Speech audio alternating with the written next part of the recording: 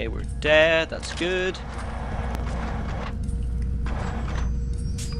And we'll just wait for the meltdown timer to actually expire.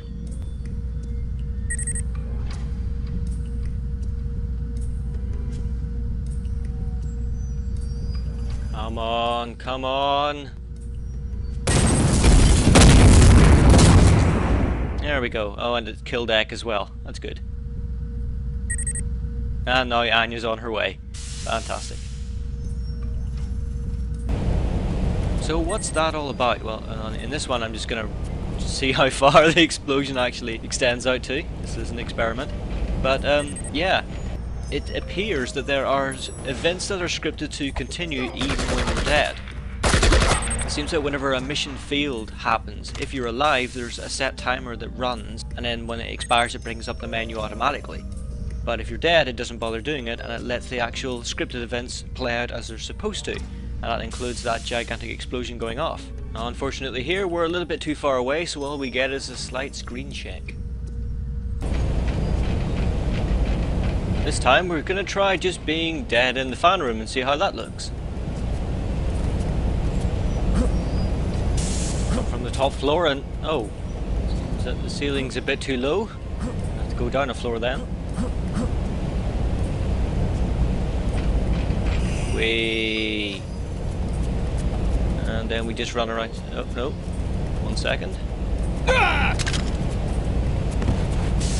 And then we go to this ladder top and jump off from there.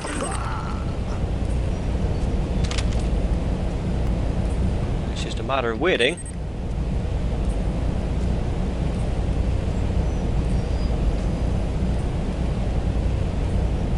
And we get ourselves a little bit of a fireball. Must be just on the edge of the explosion. There's a hell of a lot of waiting around cut out from that. And let's put that to the test. Let's see if we can actually complete the game with the meltdown running and not actually do anything about it. See if we can finish it before it kicks off.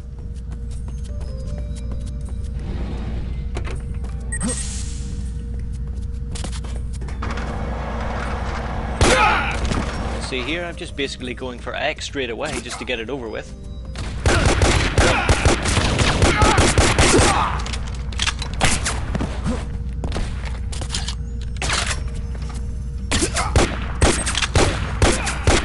It's a case of clearing off the stragglers, escorting Anya all the way to the device, and then just kind of keeping everyone at bay.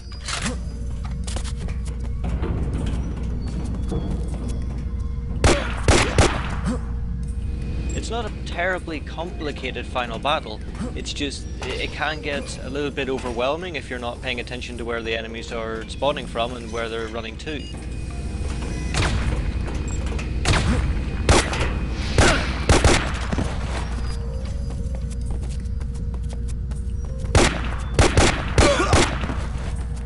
Sometimes they can spawn where you're not looking and then run past you, as they often do, without shooting. And then turn up behind you, and then you get killed that way.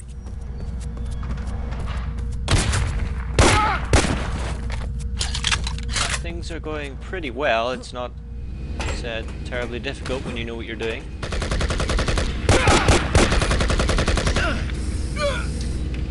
And that's pretty much it. I'm not gonna actually show the end or anything here. We've still got a lot more to show off, but this is just to show that the meltdown bit, if you're fast enough, doesn't actually make any difference.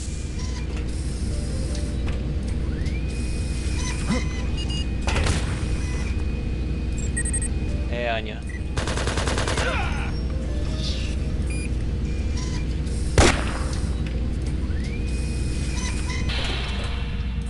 And if you thought that was a little bit too easy, just